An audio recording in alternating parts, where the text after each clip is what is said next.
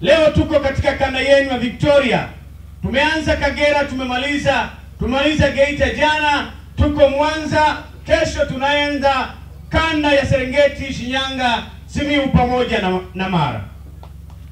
Ujumbe wetu siku na mchana. Ujumbe wetu jua linawaka na maumivu mengi tunayopitia.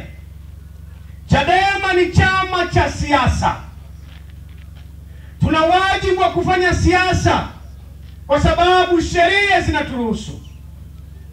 Malengo ya chama cha siasa ni kushika dola. Tangu mfumo wa vyama vingi umeanzishwa, chama chetu kimekuwa na ukuaji mzuri. Tangu mwaka 95, mwaka 2000, mwaka 2005, mwaka 2010, mwaka 2015 tulianza kuwa na idadi ya madiwani. Mwaka 95 madiwani 75.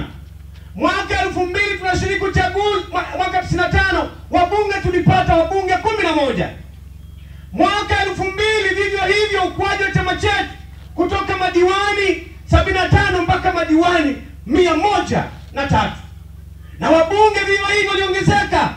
Mwaka 2005 madiwani wakafika takriban madiwani 200. Idadi ya wabunge wa Chadema mpaka 2015 madiwani 2015 kabla ya uharamia 2020 tulifika idadi ya madiwani 568, wabunge takriban 72. Uchaguzi wa 2019, uchaguzi wa 2020, uchaguzi wa 2025 mainterahamu yameshika nchi. Demokrasia ashakum sio matusi imebakwa.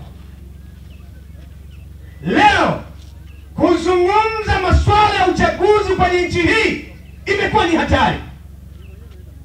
Tunaona chama chetu kinapopambana, viongozi wetu wanapopambana, lakini ma-CCM kwa sababu wanaona dalili ya Chadema kushika dola, sasa wanatumia mtutu na mabomu kuiumiza Chadema.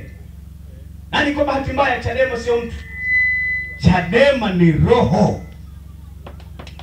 Huwezi kuua Chadema kwa kumkamata Lissu. Huwezi kuua Chadema kwa kumpa Mbowe kesi ya ugaidi. Huwezi kuumiza Chadema kwa kukamata viongozi wake na kuwapa kesi. Chadema ni mpango wa Mungu.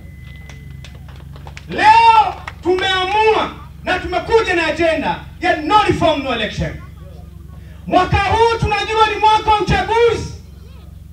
Mwaka huu tunahitaji kwenda kuchagua madiwani, wabunge na rais. Lakini kwa sababu nchi yetu imeendelea kuwa na hatari ya kwenda kushiriki chaguzi, badala ya chaguzi kufanyika na kupata viongozi, chaguzi zetu sasa zimegeuka kuwa ni makaburi. Watu wanauawa, watu wanatekwa, watu wanapotezwa. Sisi viongozi wa Chadema tumekubaliana kwamba tunahitaji kuirudisha nchi kwenye mstari dhidi ya hao mainterahamwe.